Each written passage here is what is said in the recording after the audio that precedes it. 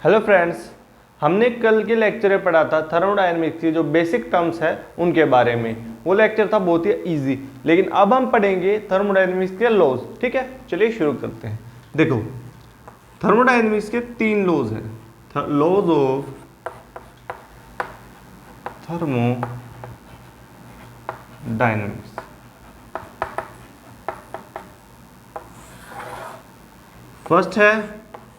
First law of thermodynamics।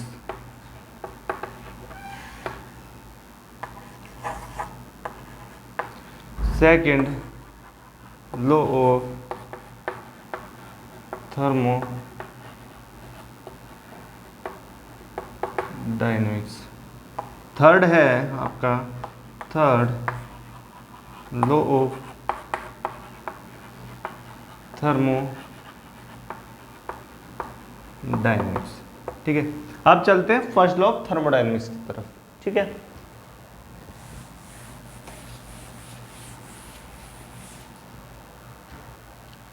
अब आता है आपका first law of thermodynamics.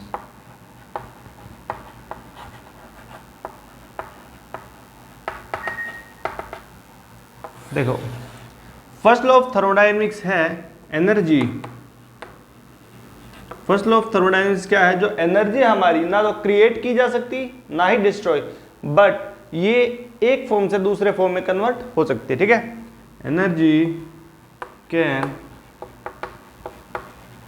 Neither be created nor be destroyed. It only can change from one form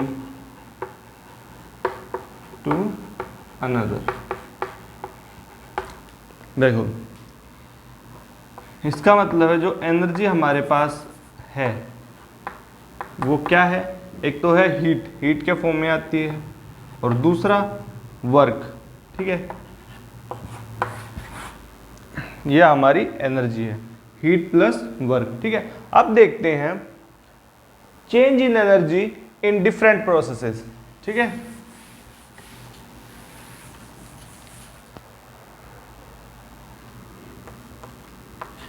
change in energy in different processes। ठीक है, first है change in energy in different processes. First process है हमारी isothermal process. ठीक है, isothermal process में क्या होता है? जो टेम्परेचर होता है वो होता है कांस्टेंट, इसका मतलब डेल्टा T0। अब हमने पिछले लेक्चर में पढ़ा था जो एनर्जी है वो T के डायरेक्टली प्रोपोर्शनल होती है टेम्परेचर की। अगर डेल्टा T0 तो डेल्टा E भी 0 होगा। ठीक है, इसका मतलब जो हमारा था Q प्लस W ये होगा 0। ठीक है, सेकंड आता है हमारा साइक्लिक प्रोसेस। दूसरा है साइक्लिक प्रोसेस। अब देखो, साइक्लिक प्रोसेस में क्या होता है कि रिएक्शन एक पॉइंट पे शुरू होती है और उसी पॉइंट पे आके होती है खत्म। ठीक है, अब डेल्टा ई जो है, देखो इंटरनल जो एनर्जी होता है वो होता है स्टेट फंक्शन। तो ये इनिशियल भी फेज सेम है और फाइनल भी, तो एनर्जी क्या हो जाएगी? 0। ठीक है, इसमें भी Q plus W is equal to 0, ये आ गया। ठीक है, अब देखते हैं आइसोकोरिक प्रोसेस में। थर्ड है आइसोकोरिक प्रोसेस। ठीक है, देखो आइसोकोरिक प्रोसेस में क्या होता है, जो वॉल्यूम होती है ना वो आपकी कांस्टेंट होती है। इसका मतलब delta V is equal to 0। अब देखो वर्क डन क्या होता है, P delta V is equal to 0। ठीक है, अब देखो डेल्टा ई का फॉर्मूले पे आ जाओ, Q प्लस W। अब W हो गया आपका 0, देखो तो डेल्टा ई किसके इक्वल आ गया, हीट के। अब देखो Q पॉजिटिव कब होगा, delta E is equal two plus Q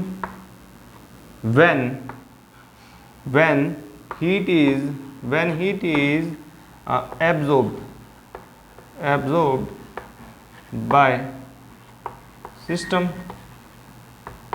और देखो आप नेगेटिव कब होगा, delta E is equal to minus Q, ये होगा when heat is evolved लिख लो या फिर रिलीज ज़्यादा ठीक रहेगा, रिलीज बाय सिस्टम। ठीक है, आया समझ इतना? ठीक है, अब चलते हैं एडियाबैटिक प्रोसेस पे।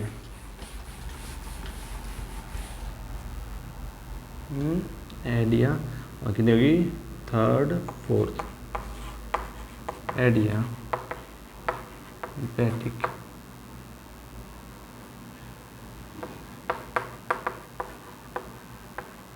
प्रोसेस। देखो एडियाबैटिक प्रोसेस क्या होता है, जिसमें कि हीट चेंज नहीं होती। इसका मतलब हीट चेंज कितना होगा इसका, 0। देखो अब जो डेल्टा ई है वो किसके ऊपर होता है, Q प्लस W। अब इसमें Q है 0 तो डेल्टा ई हो जाएगा W के इक्वल। ठीक है, अब देखो दो केस बनते हैं इसमें भी, delta T is equal two plus W। ठीक है, your work done on the system, ये हो गया आपका पॉजिटिव। पॉजिटिव का क्या होता है, जब work done on the system हो। और डेल्टा ई दूसरा हो सकता है minus W। Delta E minus W कब हुआ, जब work done by the system. ठीक है, ये हो गया आपका एडियाबैटिक प्रोसेस। अब इसके बाद आएगी आइसोबारिक प्रोसेस।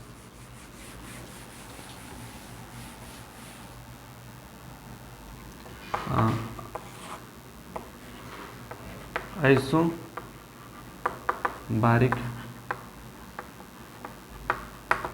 प्रोसेस, देखो आइसोबारिक प्रोसेस में क्या होता है, प्रेशर जो होता है ना आपका वो होता है आपका कांस्टेंट। प्रेशर आपका कांस्टेंट हो गया। अब देखो प्रेशर कांस्टेंट है तो चलते एक बार डेल्टा ई के फॉर्मूले पे, Q plus W। Constant pressure पे जो हमारा वर्क होता है वो होता है P minus P delta V, हमने फाइंड किया था पिछले लेक्चर में। और Q जो होता है वो होता है एंथैल्पी ऑफ रिएक्शन के इक्वल। तो ये आ गया delta is equal to delta H minus P delta V। और यहाँ से डेल्टा H की वैल्यू आएगी आपकी delta E plus P delta V। आया समझ? इसमें देखो जो डेल्टा H है ना, चेंज इन एंथैल्पी, देख सकते हो एट कांस्टेंट प्रेशर। ठीक है भाई, ये हो गया आइसोबारिक प्रोसेस। थोड़ी देर उतारना है इसको। ठीक है,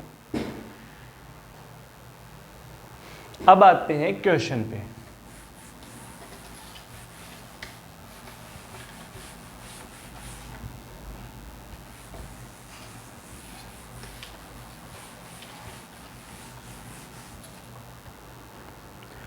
तो क्वेश्चन है आपका 300 joule heat is absorb, 300 joule heat absorb by system by अरे टूट गया by system, then find delta E, then find delta E. First दे रखा आपको work done by the system is 100 joule, work done by the system is 100 joule.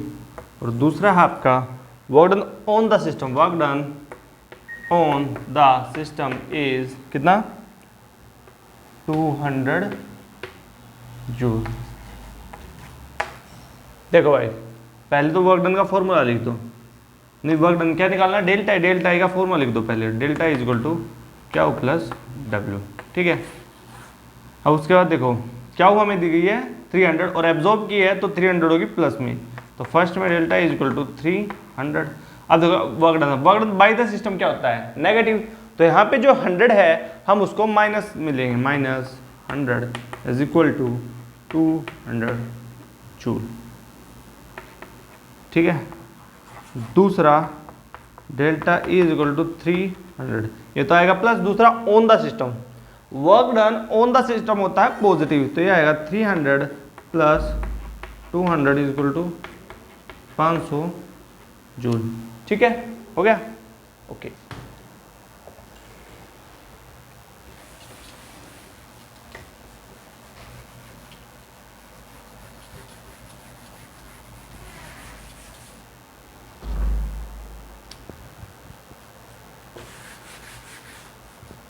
अब देखना, अब देखते हैं हम कंडीशंस फॉर फ्री एक्शन।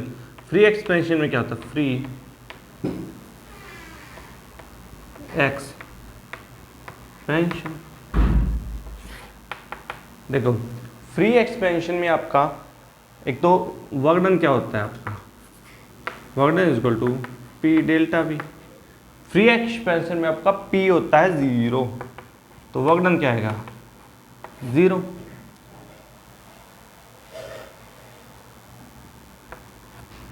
और जो आपका क्यू होता है हीट चेंज, एक मिनट रुकिए, और जो Q होता है फ्री एक्सपेंशन वो भी होता है 0, ठीक है। और अब डेल्टा E क्या होता है Q प्लस W, अब दोनों ही हो गए 0, तो delta E is equal to 0, ठीक है। ये हो गया आपका फ्री एक्सपेंशन।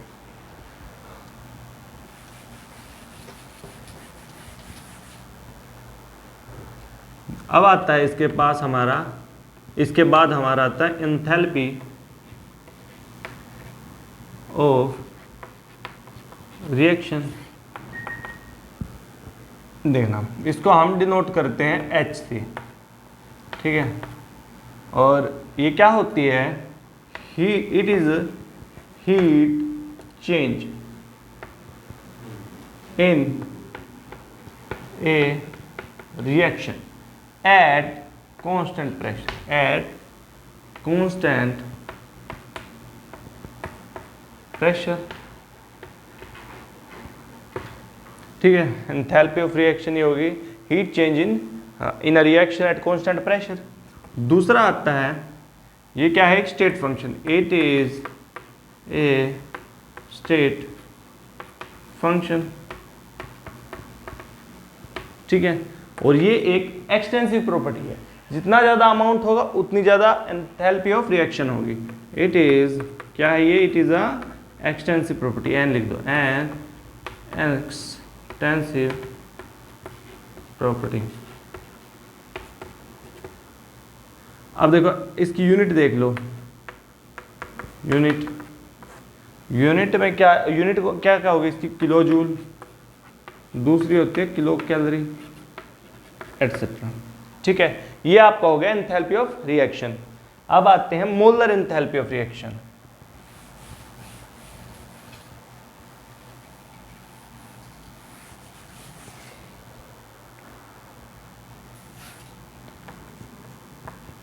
मोलर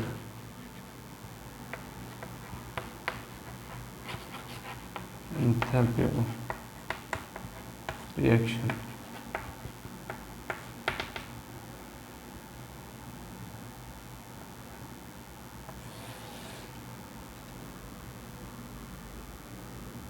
देखो इसके क्या होता है, it is heat change, heat change, it is heat change of a reaction, heat change of 1 mole of substance, ठीक है, in reaction। अब देखो इसमें जो नंबर ऑफ मोल्स है वो कर दिए फिक्स, तो अब अमाउंट पे डिपेंड नहीं रही, वो चाहे कुछ भी हो, लेकिन जो मोलर एंथैल्पी ऑफ रिएक्शन है वो 1 मोल के लिए रहेगी, ठीक है। दूसरा आएगा it is state function,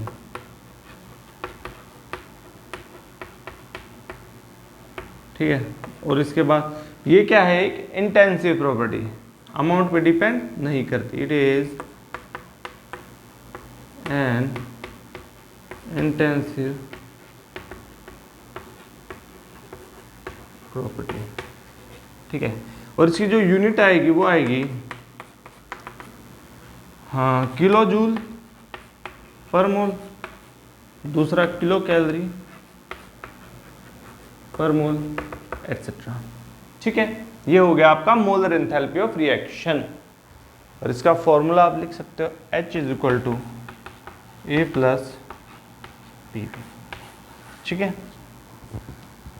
अब बढ़ते हैं आगे। देखो जो इंथैल्पी होती है ना आपकी, हम उसकी एग्जैक्ट वैल्यू पता नहीं कर सकते। जो आपकी इंथैल्पी होती है, we can not calculate exact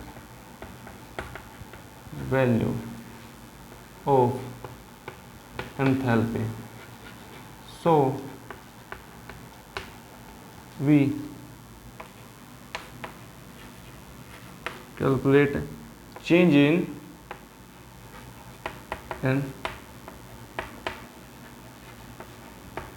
enthalpy, ठीक है। एग्जैक्ट वैल्यू हम एंथैल्पी की कैलकुलेट नहीं कर सकते, इसलिए हम चेंज इन एंथैल्पी कैलकुलेट करते हैं, जिसके फॉर्मूला होता है delta H is equal to delta E minus E plus P delta V, ठीक है। दूसरा होता है delta H is equal to delta E plus delta NGRT, ठीक है। ये दो हो गया आपके फॉर्मूले, 2 मिनट बता रहे हैं इनको, ठीक है। अब थोड़ा सा इस फॉर्मूले के बारे में जानते हैं कि डेल्टा NG क्या है, ठीक है। देखो हमारे पास चेंज इन एंथैल्पी का फॉर्मूला था delta E plus delta NGRT, ठीक है। अब देखो डेल्टा NG क्या होता है, डेल्टा NG होता है change in number of moles of gaseous substances in a reaction. जैसे गैस, इसको जब हम लिखेंगे तो होगा number of moles of gaseous product minus number of moles of gaseous reactant, ठीक है। Number of moles of gaseous reactant minus gaseous product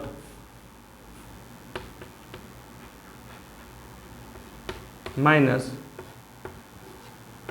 number of moles of gaseous reactant,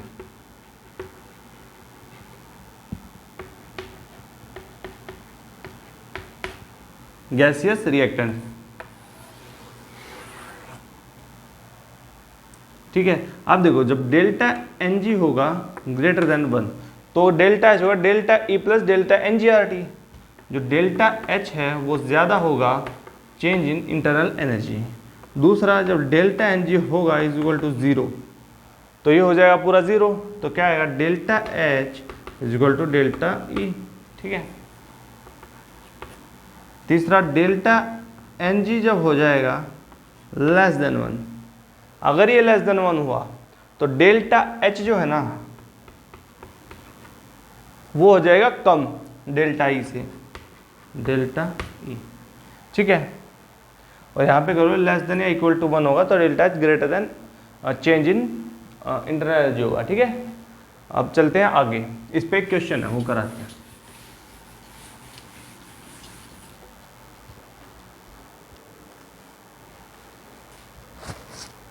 For which of the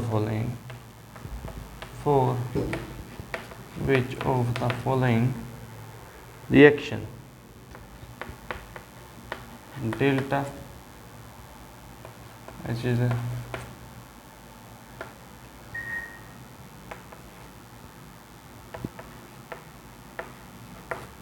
H2 gas plus I2 gas 2 HI gas, ठीक है।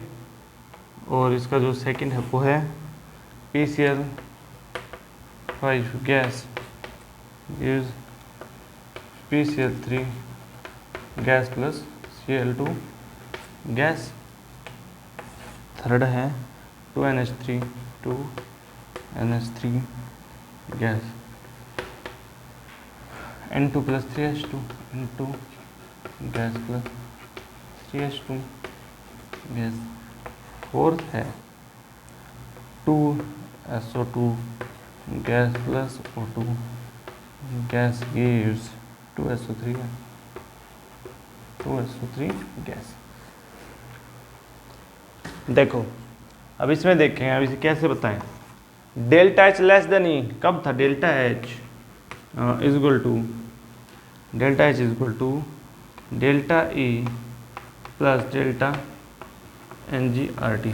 अब देखो delta H less than delta E कब होगा? जब किसी reaction में delta Ng less than 0 होगा, जो नेगेटिव होगा बिल्कुल ही, ठीक है। क्योंकि फिर डेल्टा ई में थोड़ा सा कुछ कम करना पड़ेगा जब डेल्टा एच इक्वल होगा, तो डेल्टा Ng होना चाहिए लेस देन 0। अब इसके लिए हम डेल्टा Ng कैलकुलेट करते हैं सबके लिए, इन सारी रिएक्शन के। फर्स्ट रिएक्शन का डेल्टा Ng होगा 2 - 2 0, ये भी नहीं है। दूसरे का जो डेल्टा Ng होगा ये कितने 2 और यहाँ पे है 1, ये होगा -1। आंसर आ गया हमारा सेकंड ऑप्शन, ठीक है। लेकिन दो की भी हम चेक कर लेते हैं। इनका जो डेल्टा Ng हो 3 + 1 4 - 2, 4 - 2 होगा आपका 2, ये भी नहीं है। इसमें देखना फाइनल 2 और इनिशियल में है 3, तो ये आएगा 1 मिनट 2 - 3 delta Ng is equal to 2 - 3 is equal to -1। तो भाई ये भी इसका इक्वल उत्तर होगा, ये भी उत्तर होगा, 2 उत्तर आएंगे इसके, ठीक है। अब करते हैं इसको, थोड़ी देर उतार लो एक बार इसको, ठीक है भाई। अब बढ़ते हैं आगे।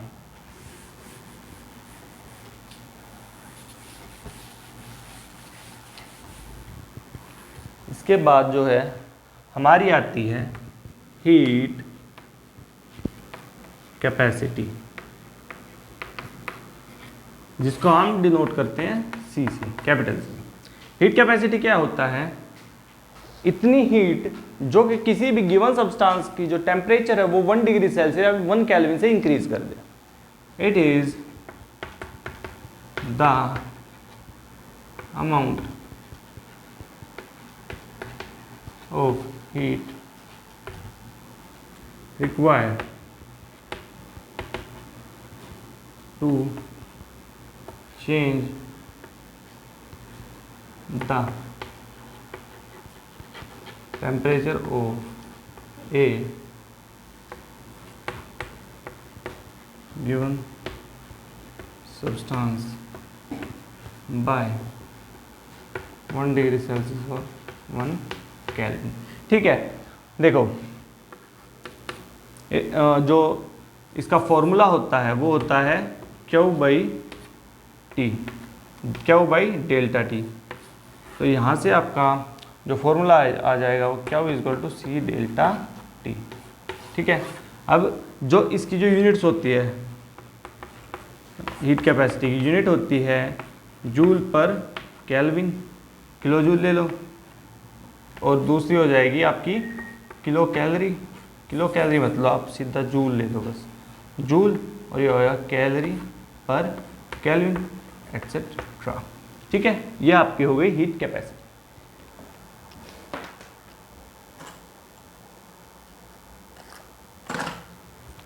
नेक्स्ट आएगी आपकी molar heat capacity.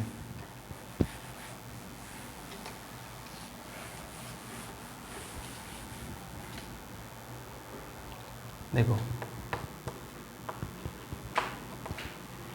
Molar heat capacity, इसको हम डिनोट करते हैं CMC। ठीक है, देखो मोलर हीट कैपेसिटी आपकी होती है the amount of energy which is required to increase the temperature of 1 mole substance by 1 degree Celsius और 1 केल्विन। ठीक है, it is the amount of heat required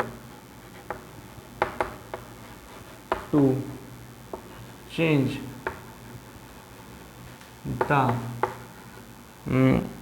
the temperature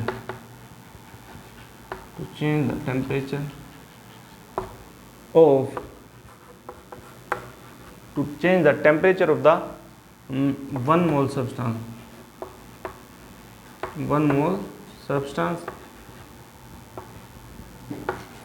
bye 1 degree Celsius या फिर 1 kelvin. ठीक है, और इसका formula होता है CM is equal to Q by N हो गया नंबर ऑफ मोल्स और डेल्टा T। ठीक है, यूनिट्स इसकी आएगी, यूनिट आएगी इसकी, Q है हीट, उसका आ गया जूल, नंबर ऑफ मोल्स आ गई, इसकी यूनिट होती है मोल और ऊपर जाएगा तो मोल इनवर्स, और टेम्परेचर के होते हैं केल्विन और ऊपर जाएगा तो केल्विन इनवर्स। ठीक है, ये आ गई आपकी यूनिट, ये हो गया आपका मोलर हीट कैपेसिटी। ओके,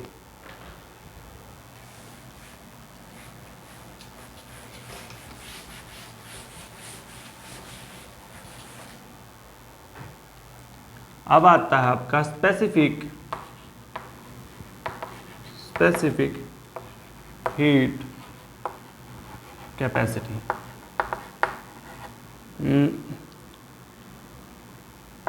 इसको हम स्मॉल सी से रिप्रेजेंट करते हैं। ठीक है, देखो ये है अमाउंट ऑफ हीट जो कि 1 ग्राम सब्सटेंस के टेम्परेचर को 1 डिग्री सेल्सियस तक इंक्रीज करने के लिए हमें चाहिए।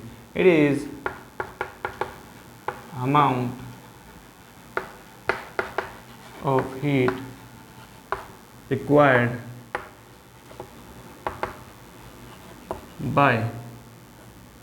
Required to increase the temperature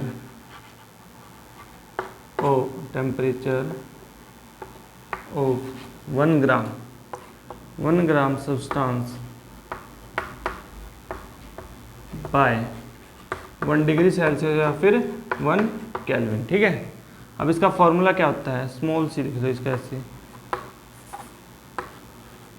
small C Q by mass और ये आ गया डेल्टा T, ये आ गया इसका फार्मूला। अब आएगी इसकी यूनिट, अब इसकी यूनिट है, देखो क्या की यूनिट है जूल, मास की यूनिट क्या होती है ग्राम, ऊपर जाएगा ग्राम इनवर्स, और जो टेम्परेचर उसकी यूनिट होती है केल्विन, ऊपर जाएगा केल्विन इनवर्स के इनवर्स। ठीक है, ये हो गई आपकी यूनिट। अब आते हैं CP और CV में रिलेशन पर। ठीक है, हो गया, ओके।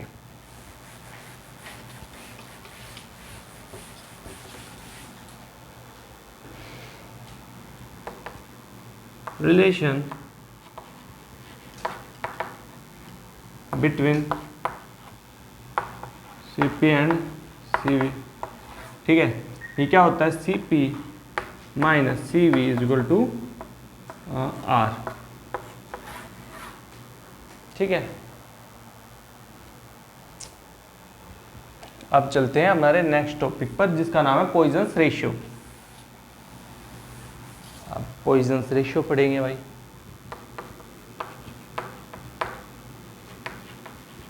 पॉइजन्स रेशियो, इसका सिंबल होता है गामा। क्या होता है, CP by CV, gamma is equal to CP by CV। ठीक है, अब देखो एक अलग फार्मूला बनाते हैं, CP minus CV is equal to कितना होता है R। अब CP की जगह रख दो आप गामा सी वी, ठीक है, सी पी की जगह है gamma C V minus C V is equal to R. तो इसमें लिया C V common, gamma minus 1 is equal to R, तो सी वी आ गया यहाँ पे आर बाई गामा माइनस 1, ठीक है। यह आ गया specific heat capacity at constant volume, C V R by gamma delta T, heat capacity at constant volume, ये आ गया आपकी। अब यहाँ पे अगर निकालनी हो सी वी की वैल्यू, सी पी की वैल्यू, तो सी पी की वैल्यू आएगी सी वी की जगह रख दो gamma by C P, C B की जगह रख दो C P by gamma, C P by gamma is equal to R.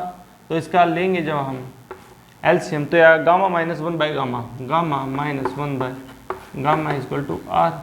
तो सी पी की हमारी वैल्यू आ गई है, गामा जाएगा ऊपर या गामा आर, और नीचे आ जाएगा गामा माइनस 1, गामा माइनस 1, ठीक है। यह समझ, ये दोनों जो हमारे रिजल्ट्स आए हैं ये हैं बहुत ही इंपॉर्टेंट, इनको मैं अलग से लिखवा रहा हूँ, ठीक है।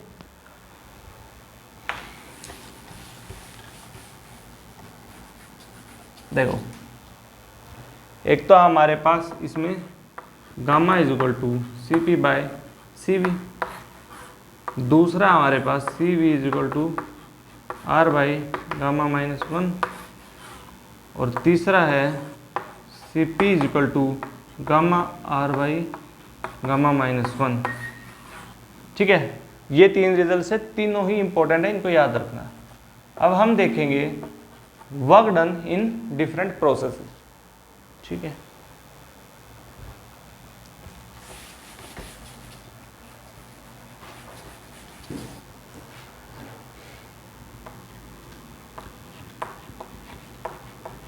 Work done in different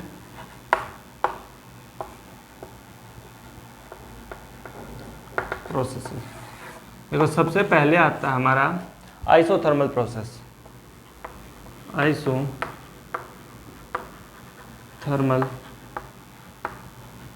processes, ठीक है। इसमें क्या होता है, जो टेम्परेचर होता है कांस्टेंट। अब देखो, जो वर्क डन होता है वो होता है इसमें 2.303 nRT log 10 V final by V initial. एक तो फॉर्मूला ये है हमारे पास। दूसरा देखो, आइडियल गैस इक्वेशन लेते हैं हम, PV is equal to nRT। देखो, R कांस्टेंट है और T भी कांस्टेंट है, आइसोथर्मल प्रोसेस में T कांस्टेंट है और R यूनिवर्सल गैस कांस्टेंट, और नंबर ऑफ मोल्स भी होते हैं कांस्टेंट। तो जो वॉल्यूम है वो आएगा आपका इनवर्सली प्रोपोर्शनल टू प्रेशर। इसका मतलब जब हम इसे लिखेंगे प्रेशर की टर्म्स में, तो ऊपर आ जाएगा V फाइनल है, तो उल्टा आएगा P pressure initial pressure final, ठीक है। तो प्रेशर की टर्म्स में आएगा 2.303 minus 2.303 nRT log P initial by P final, ठीक है। ये दो फॉर्मूले हो गए आपके वर्क डन के आइसोथर्मल प्रोसेस में, ये दोनों ही इंपॉर्टेंट है, याद रखना, ओके। दूसरी आती है हमारी आइसोथर्मल, हो गया। दूसरी है हमारी साइक्लिक प्रोसेस, साइक्लिक प्रोसेस। देखो, एक ये पॉइंट है, यहाँ से इनिशियल जो रिएक्शन होगी वो शुरू होगी और यहीं पे आके आपकी फिनिश हो जाएगी। तो इसमें क्या होगा, जो वर्क डन होगा ना आपका वो हो जाएगा 0। क्यों? क्योंकि सीधा इनिशियल फॉर्म में आ गया, ठीक है। वर्क डन इस साइक्लिक प्रोसेस में होगा आपका 0। अब आते हैं नेक्स्ट। अब आती है हमारी आइसोकोरिक प्रोसेस, ठीक है। देखो, आइसोकोरिक प्रोसेस में क्या होता है, जो वॉल्यूम होती है वो होती है हमारी कांस्टेंट, वॉल्यूम कांस्टेंट होती है। वर्क डन क्या होता है, P equal to P delta V। अब वॉल्यूम है कांस्टेंट, तो चेंज इन वॉल्यूम कितना होगा, 0। ये हो गया 0, और P इंटू 0 क्या होगा, 0। तो वर्क डन हमारा आ गया 0, ओके। अब फोर्थ आती है हमारी एडियाबैटिक प्रोसेस।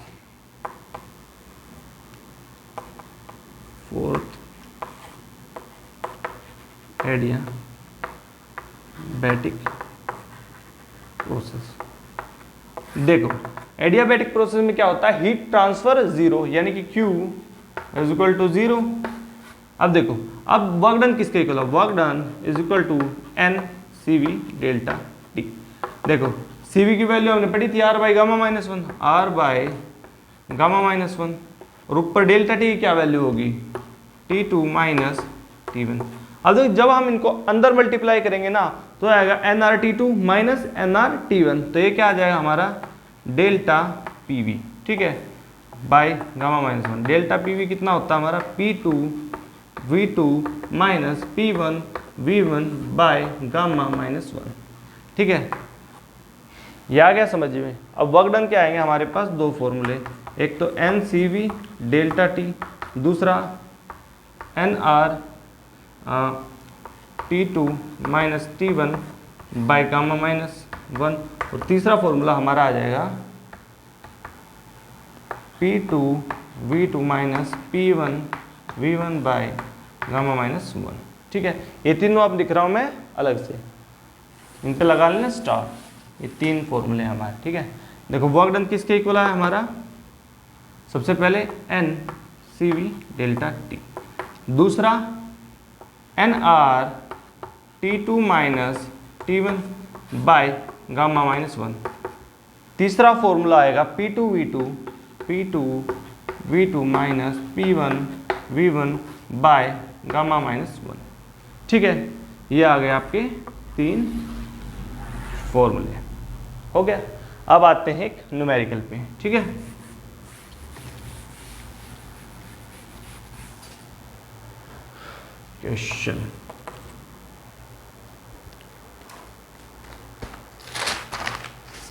क्वेश्चन आपका 5 moles of an ideal gas, 5 moles of an ideal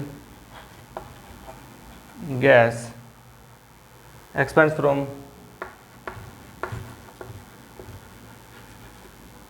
expands from 4 liter to 8 liter, 4 liter to 8 liter in reversible process,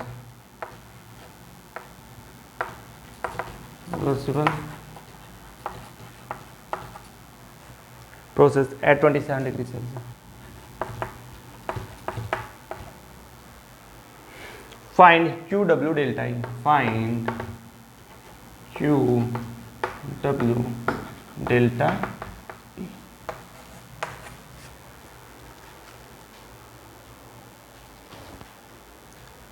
QW delta ही नहीं आया, यहाँ पे सिर्फ W आएगा। फाइंड W, ठीक है। द वर्क डन का क्या फॉर्मूला होता है, minus 2.303 nRT log V final by V initial, ठीक है। अब ये देखो माइनस के साइन को हम अंदर लेंगे, माइनस 2.303 nRT, ये माइनस को तो रखो बाहर ही, तो फिर करते हैं इसमें values put, minus 2.303 into number of moles कितने गए हैं, n है 5, R की वैल्यू है 8.314 इंटू टेम्परेचर आपका कितना है 27 डिग्री सेल्सियस मान लो, मतलब है 27 डिग्री सेल्सियस का 300 केल्विन, और लोग V फाइनल कितने हैं 8 बाय इनिशियल 4, ठीक है। अब देखो 2 माइनस 2.303 इंटू, इसको कर दो 5 से मल्टीप्लाई और 2 0 से काट दो, 5 4 जा 20, 5 1 जा 5 प्लस 2 7, 5 3 जा 5 8 जा 41 इंटू 3 और लोग 2, ठीक है। इसको हम ले लेते हैं 2 ले लेते हैं इसको, माइनस 2.3 को, और इसको ले लेते हैं 4160, इसको लिख लेते हैं 3 और ये आ जाएगा 0.3। इस साइड कर लेंगे थोड़ी सी, क्या कुछ अगर जगह कम पड़ी तो 2 से मल्टीप्लाई 2 0 0 2 2 6 जा 12 1 3 2 4 जा 8 माइनस इतना इंटू 3 इंटू 0.3, 3, ये आ जाएगा 0.9, एक जीरो से डेसिमल की। अब देखो work done is equal to 9 से मल्टीप्लाई, 9 2 ज़ा 18, 9 3 ज़ा 27 और 1 28, 2 9 8 ज़ा 72 और 2 74। तो वर्क डन आया हमारे -7488 जूल। क्लियर? ओके, उतारो 2 मिनट।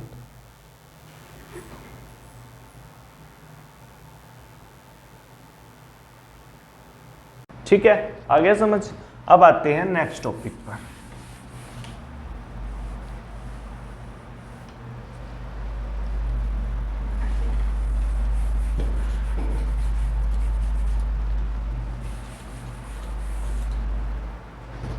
देखो नेक्स्ट हेडिंग है हमारी स्पॉन्टेनियस रिएक्शन। स्पॉन्टेनियस, देखो स्पॉन्टेनियस रिएक्शन क्या होती है? एक रिएक्शन जो इनिशिएट कर दी जाए और उसके बाद खुद ब खुद होती चली जाए, उसे कहते हैं स्पॉन्टेनियस रिएक्शन। ठीक है, the reaction which do not require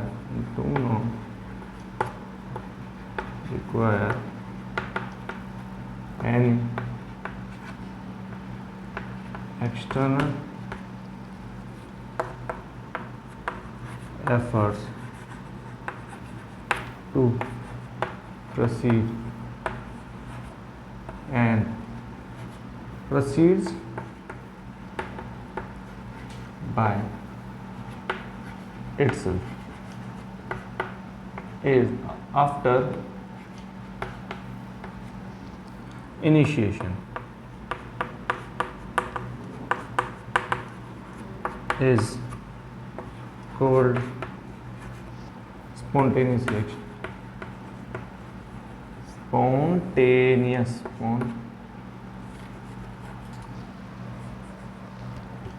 Spontaneous, ठीक है। और दूसरा आता हमारे पास इसमें non spontaneous reaction. Non spontaneous, देखो ये वो रिएक्शन होती है जिनको एक बार इनिशिएट कर देने के बाद खुद ब खुद आगे नहीं चलती।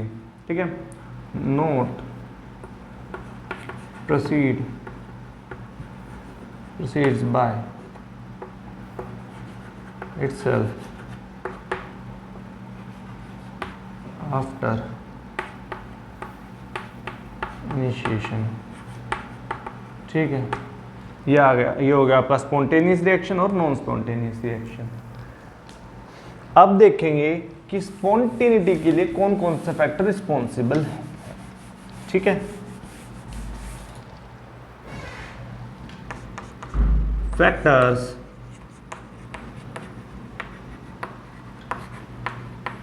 रिस्पॉन्सिबल फॉर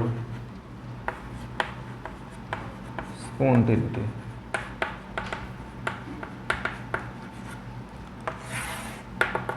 स्पॉन्टेनिटी के दो फैक्टर, स्पॉन्टेनिटी के लिए दो फैक्टर रिस्पॉन्सिबल है। पहला है एनर्जी, ठीक है, और दूसरा है एंट्रोपी।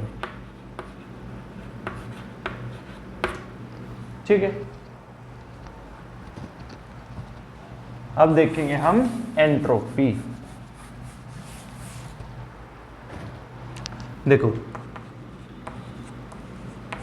एंट्रोपी, इसको हम एस से करते हैं डिनोट। ठीक है, और इसका जो फॉर्मूला होता है वो होता है S Q reversible by T.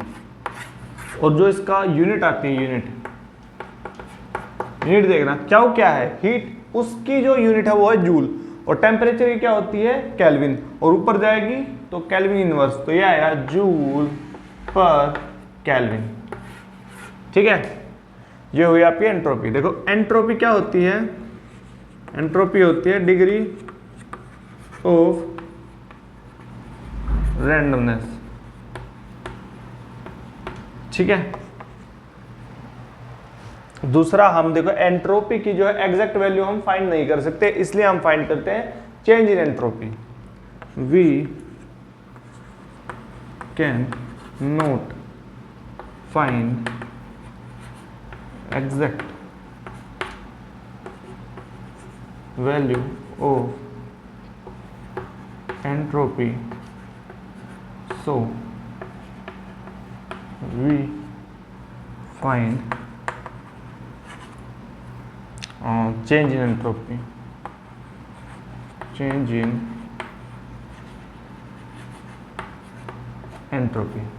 ठीक है, अब आते हैं मोलर एंट्रोपी चेंज पर। इसको लिख देते हैं यहाँ पे डेल्टा एस से हम चेंज इन एंट्रोपी को डिनोट करते हैं। ठीक है,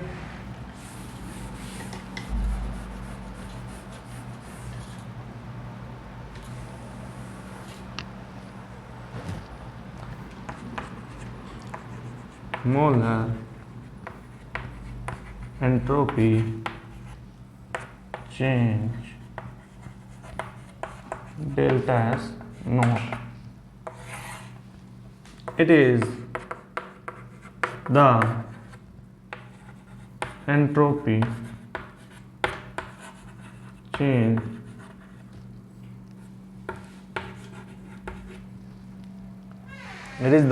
change for 1 mole gas। ठीक है, देखो अब इसके फॉर्मूले होते हैं delta S is equal to 2.303 N R log V final by V initial.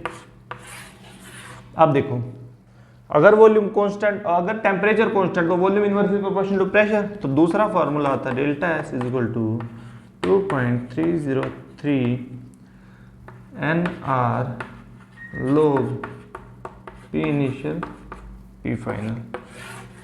ठीक है, तीसरा 2.303 एन आर log टेम्परेचर में आएगा आपका टी फाइनल, टेम्परेचर गिवन है तो T final by T initial.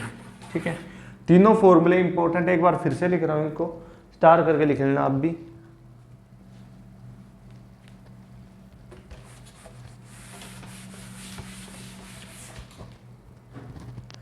Delta S is equal to 2.303 N R log V final by V initial.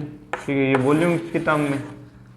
दूसरा 2.303 N R log V initial by V final, ये pressure की terms में। ठीक है, और एक आएगा आप टेम्परेचर की टर्म में 2.303 N R log T final और बाई टी इनिशियल। ठीक है, ये भी इंपॉर्टेंट है। ठीक है, ये आ गई आपकी फॉर्मूले एक साथ। ओके, अब देखेंगे गैसेस के लिए एंट्रोपी चेंज कैसे होगी।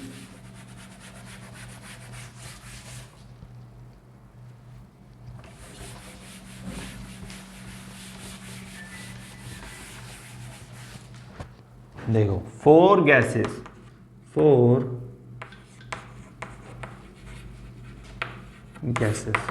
देखो number of moles of gas increase हो जाए, टेम्परेचर इंक्रीज हो जाए, नंबर ऑफ मॉलिक्यूल्स या फिर एटम्स इंक्रीज हो जाए, इनसे जो होगी आपकी जो है एंट्रोपी जो होगी वो होगी इंक्रीज। ठीक है, और जो डेल्टा एस आएगा आपका ग्रेटर देन 0। दूसरा, अगर इस हो जाए प्रेशर इंक्रीज, तो इससे क्या होगी, जो प्रेशर हम डालेंगे गैस पे, मॉलिक्यूल्स जो फैले हुए थे, रैंडम पड़े हुए थे, वो आ जाएंगे पास, तो जो एंट्रोपी होगी वो होगी डिक्रीज, और जो डेल्टा एस आएगा वो आएगा लेस देन 0। ठीक है, आया समझ। यहां पे होता है आपका फर्स्ट लॉ ऑफ थर्मोडायनेमिक्स खत्म। ठीक है, अब आते हैं हम सेकेंड लॉ ऑफ थर्मोडायनेमिक्स। ठीक है, देखो सेकेंड लॉ ऑफ थर्मोडायनेमिक्स क्या कहता है कि भाई जो यूनिवर्स की रैंडमनेस है ना, वो नेचुरल इरिवर्सिबल प्रोसेस के कारण इंक्रीज होती जा रही है। ठीक है, द रैंडमनेस नेस या फिर लिख दो एंट्रोपी, और एंट्रोपी ऑफ क्या था, of universe, the random entropy of universe increases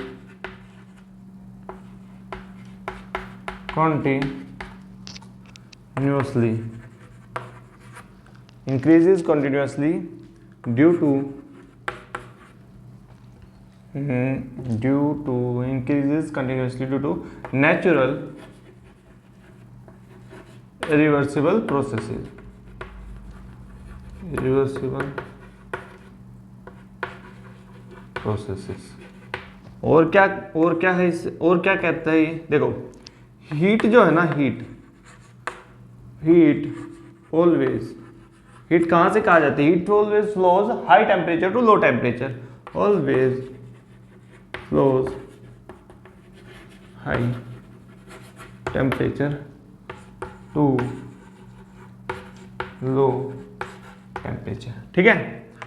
उसके बाद अगर हमें हीट लो टेम्परेचर से हाई टेम्परेचर पर फ्लो कराने तो हमें एक्सटर्नल वर्क करना पड़ेगा, to flow the heat from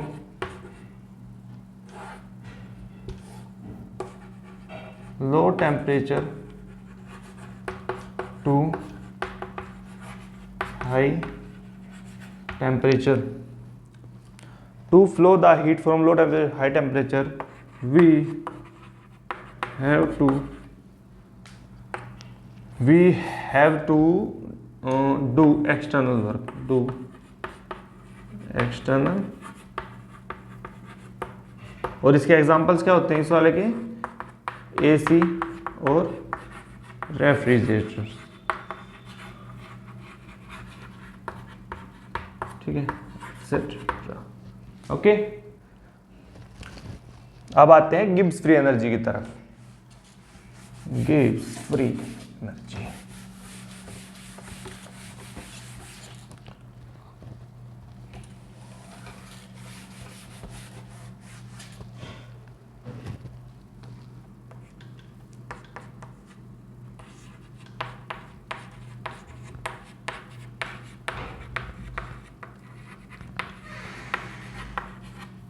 इसे डिनोट करते हैं हम जी से, ठीक है। देखो ये क्या होता है, कोई भी एनर्जी है वो अगर कहीं पे लगाई जाएगी तो उसमें से क्या होगा, कुछ तो होगा यूजफुल वर्क और कुछ होगा नॉन यूजफुल वर्क, ठीक है। तो गिब्स फ्री एनर्जी जो है वो यूजफुल वर्क को बोलते हैं। It is the part of energy which is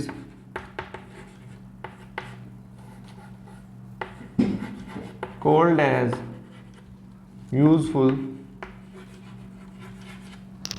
work, ठीक है। और देखो गिब्स फ्री एनर्जी जो होती है वो होती है स्टेट फंक्शन और extensive property. It is a state function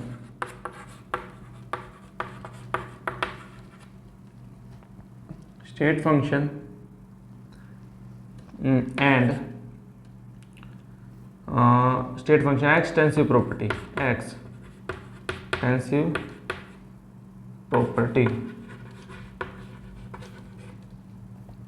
ठीक है। अब देखते हैं, जैसे ये आ गई आपकी एनर्जी, तो ये हो गया आपका यूजफुल वर्क। दो पार्ट्स में जाती है, एक तो यूजफुल वर्क है, एक non useful work. Useful work plus non useful work, ठीक है। अब देखो एनर्जी को हम करते हैं नोट एच से, पूरा एनर्जी लिख दो। यूजफुल वर्क को करते हैं गिब्स फ्री एनर्जी जी से, और नॉन यूजफुल वर्क होता है टेम्परेचर इनटू एस, एंट्रोपी। अब देखो जी की वैल्यू क्या है यहां से आपके लिए, एच माइनस टी एच। अब आगे की, अब करते हैं इसे थोड़ा सा रब और इसके आगे की डेरिवेशन देखते हैं।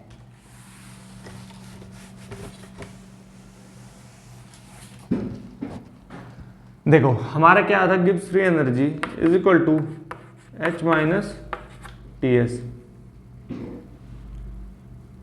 अब देखते हैं change in Gibbs free energy. Delta G equal to delta H minus delta into T S. ठीक है, डेल्टा एच माइनस ये क्या आएगा अंदर ही, एक बार तो टी का चेंज इंटू एस और दूसरी बार एस का चेंज इंटू टी। ठीक है, और यहाँ पे देखो टेम्परेचर होता है कांस्टेंट, तो डेल्टा टी जो है ये हो जाएगा जीरो और इसके जीरो में पूरा टर्म हो जाएगा जीरो।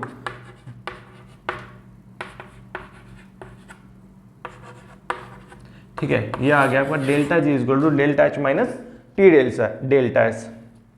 अब देखना जो गिब्स फ्री एनर्जी है ना, अगर delta G less than zero है, लेस देन जीरो, तो जो आपकी प्रोसेस है वो होगी spontaneous. Process is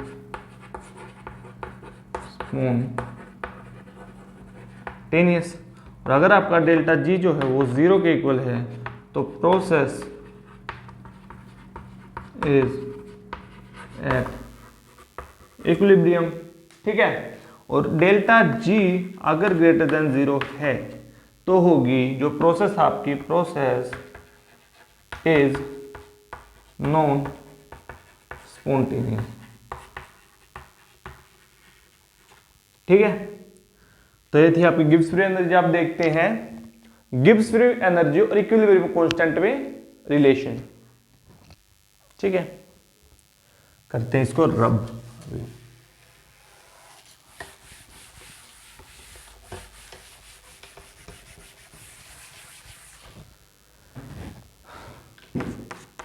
Gibbs free energy है,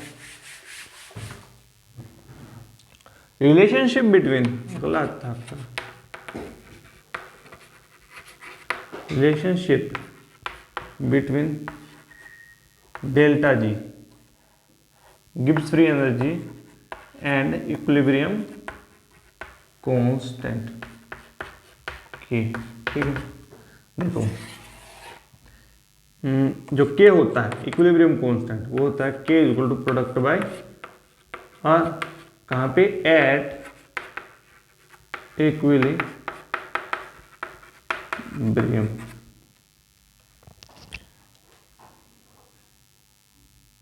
ठीक है, और एक क्या होता है,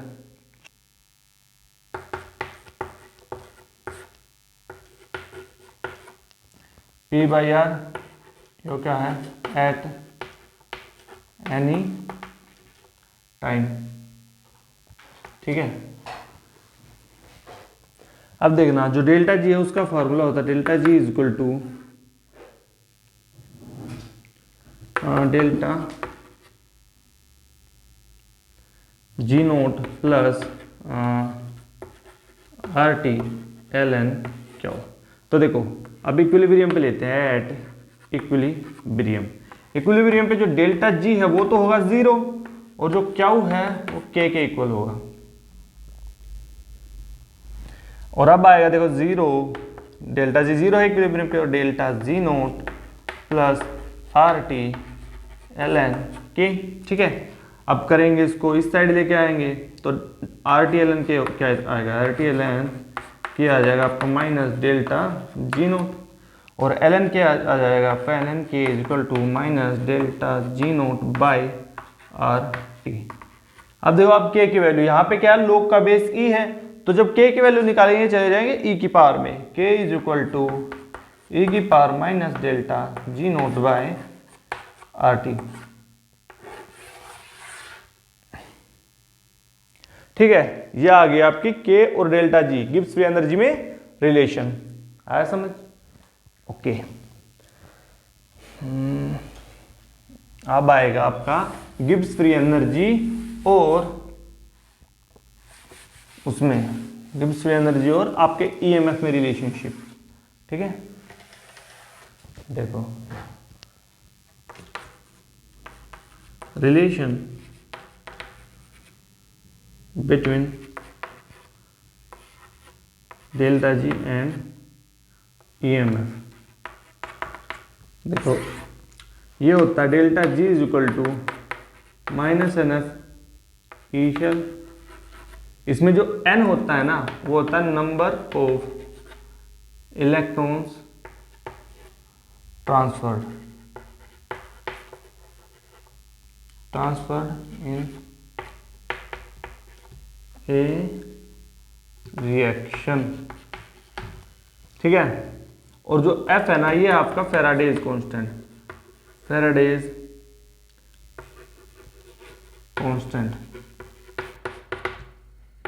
ठीक है। और इसकी जो वैल्यू होती है वो होती है आपकी 96500 कूलम्ब पर मोल, ठीक। या ये आपका गिब्स फ्री एनर्जी का। और डेल्टा जी नोट कितना आएगा -NF ई नोट शेल, ठीक है।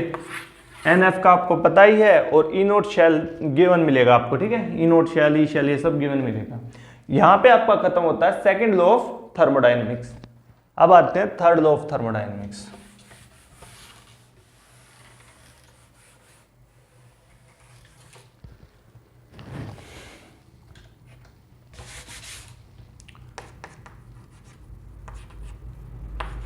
Third law of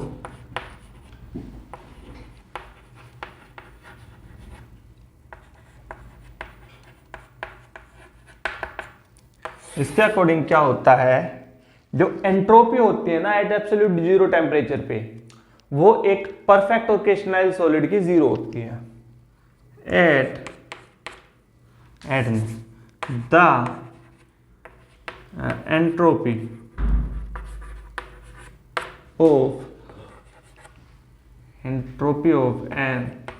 of a pure नहीं परफेक्ट, हाँ perfect and pure crystalline solid